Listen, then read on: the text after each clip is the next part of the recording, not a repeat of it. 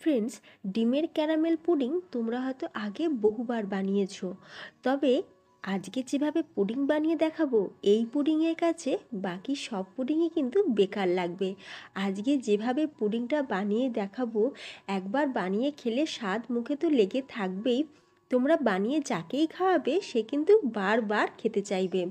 এমনই মজার একটা পুডিং আজকে তোমাদের সাথে শেয়ার করছি, তাই স্কিপ না করে ফ্রেন্ডস পুরো ভিডিওটা দেখতে থাকো।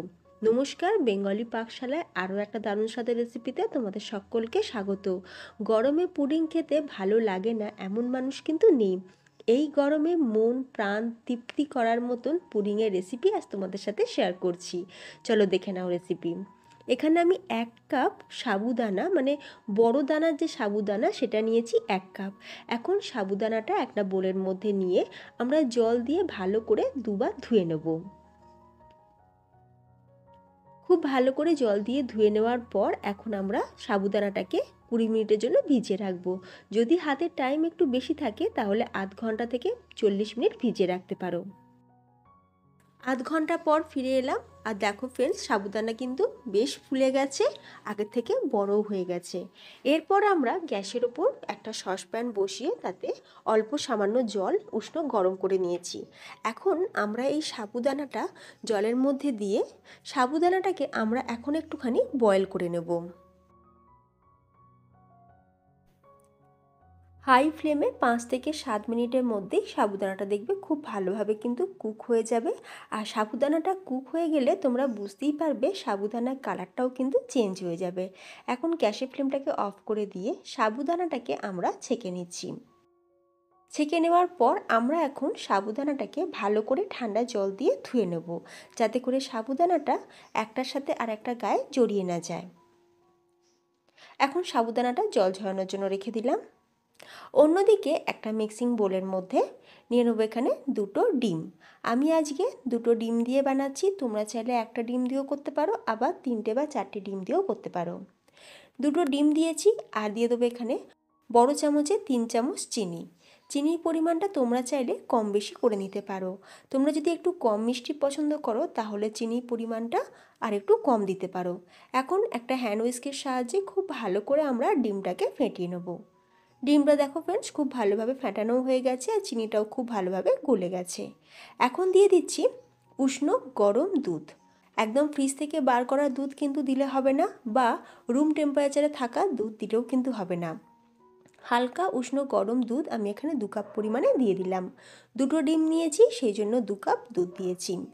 আর দিয়ে দিচ্ছি হাফ চা চামচ পরিমাণে ভ্যানিলা এসেন্স। ভ্যানিলা এসেন্সটা দিলে ডিমের যে একটা স্মেল থাকে সেই স্মেলটা কিন্তু একদমই থাকবে না। তোমাদের হাতের কাছে যদি ভ্যানিলা এসেন্স না থাকে তাহলে তোমরা লেবুর যে খোসাটা সেটাকে হালকা একটুখানি গ্রেট করে নিয়েও দিতে পারো। এছাড়া এলাচের গুঁড়োও দিতে পারো, যেটা তোমাদের হাতের কাছে থাকবে সেটাই ব্যবহার করতে পারো। তো আমরা এগুলোকে খুব ভালো করে একসাথে ফেটিয়ে নিয়েছি। অন্যদিকে আমরা ক্যারামেলটা বানিয়ে নেব। ক্যারামেল বানানোর জন্য একটা ফ্রাই প্যানের মধ্যে 3 চামচ চিনি আর 2 চামচ জল দিয়ে দিলাম। এখন গ্যাসের ফ্লেমটাকে লো টু মিডিয়ামে রেখে আমরা এখন চিনিটা সুন্দর করে ক্যারামেল করে নেব। চিনির মধ্যে একটু জল দিয়ে দিলে তাহলে ক্যারামেল বানানোর সময় দেখবে চিনিটা কিন্তু পুড়ে যাবে না। আস্তে আস্তে দেখবে চিনির কালারটাও চেঞ্জ হয়ে যাবে, চিনিটা খুব ভালোভাবে গলেও গেছে, আর চিনির কালারটাও দেখো খুব সুন্দরভাবে ক্যারামেলের কালারটাও কিন্তু এসে গেছে। ঠিক এই রকমই কালার রাখবো, এর থেকে বেশি গাঢ় করবো না, তাহলে ক্যারামেলটা পুড়েও যেতে পারে। ফ্রেন্ডস, তোমাদের কাছে একটাই রিকোয়েস্ট, ভিডিওটা দেখে ভালো লাগলে লাইক দিতে আর চ্যানেলটা সাবস্ক্রাইব করে রাখতে কিন্তু একদমই ভুলো না। এরপর আমি এখানে নিয়ে নিয়েছি একটা কেক টিন। তোমরা চাইলে বাড়িতে যে কোনো অ্যালুমিনিয়াম পাত্র বানাতে পারো, বা এইরকম হিটপ্রুফ কাঁচের কোনো বোল থাকলে তার মধ্যেও বানাতে পারো। আমি একটা কেক টিন নিয়েছি, আর কেক টিনের মধ্যে আমরা এখন ক্যারামেলটা ঢেলে নিলাম।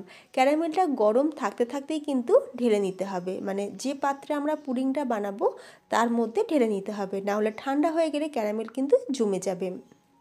এখন ওপর থেকে দুধটাকে আমরা ঢেলে দিলাম, তবে অবশ্যই একটু ভালো করে ছেঁকে নিতে হবে।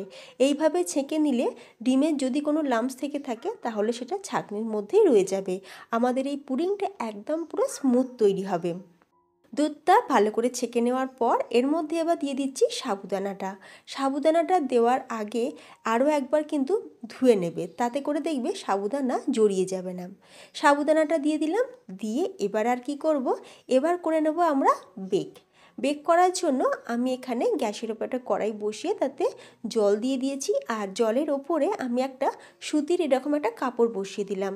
যদি তোমাদের হাতে কাছে কোনো স্ট্যান্ড থাকে তো স্ট্যান্ড দিয়ে দিতে পারো, তার উপরে এই পুডিংটা রাখতে হবে। আমি কাপড় বিছিয়ে তার উপরে পুডিংয়ের এই মোলটা রেখেছি, তাতে করে আমাদের এই মোলটা কিন্তু নড়াচড়া করবে না। এরপর ওপর থেকে একটা চাপা দিয়ে তারপর আমি কড়াইয়ের ঢাকনাটা বন্ধ করে দিলাম। ওপর থেকে চাপা দেওয়ার ফলে কড়াইয়ের ঢাকনার যে এক্সট্রা যে ঘামটা বা জলটা সেটা কিন্তু আমাদের পুডিংয়ের মধ্যে আসবে না, সেই জন্য এই কাজটা কিন্তু অবশ্যই করে নিতে হবে। আমি চাপা দিয়ে মিডিয়াম ফ্লেমে 20 থেকে 25 মিনিট বেক করে নিয়েছি। ফিরে এলাম 25 মিনিট পর। 25 মিনিট হয়ে গেছে, আমি একটা টুথপিক দিয়ে চেক করে নিচ্ছি, আর দেখো ফ্রেন্ডস আমাদের পুডিংটা কিন্তু একদম রেডি। টুথপিকের গায়েতে কিন্তু এতটুকুও আমাদের পুডিং লেগে নেই। তো এখন আমরা পুডিংয়ের টিনটা কড়াই থেকে নামিয়ে নিয়ে ঠান্ডা করে নেব। ঠান্ডা হয়ে যাওয়ার পর ফ্রিজেতে 2 ঘন্টার জন্য রেখে দেবো।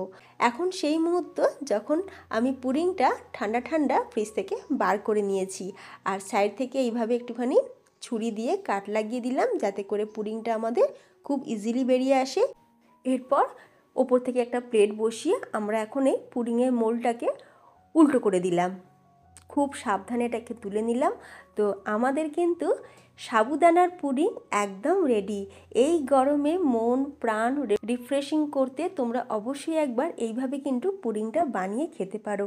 একবার বানিয়ে খেলে কি স্বাদ যে মুখে একদম লেগে থাকবে, আর তোমরা এইভাবে বানিয়ে যাকেই খাওয়াবে সে কিন্তু বারবার খেতে চাইবেই, আর রেসিপিও জানতে চাইবে। তাহলে ফ্রেন্ডস তোমাদের কেমন লাগলো আজকের এই দারুণ স্বাদের সাবুদানা পুডিং রেসিপিটি অবশ্যই আমাকে কমেন্টে জানিও। রেসিপি ভালো লাগলে একটা লাইক দিয়ে যেতে একদমই ভুলো না। আর যে সকল বন্ধুরা এখনও আমার চ্যানেলটি সাবস্ক্রাইব করোনি, তোমাদের কাছে রিকোয়েস্ট রইল এই রকমই নিত্য নতুন রেসিপি পাওয়ার জন্য, কম তেল মশলা দেওয়া বিভিন্ন রকম ইউনিক রেসিপি পাওয়ার জন্য আমার চ্যানেলটি সাবস্ক্রাইব করে পাশে থেকো। তাহলে ফ্রেন্ডস আজ তাহলে আমি আসি, দেখা হবে নতুন কোনো রেসিপির সাথে। ধন্যবাদ।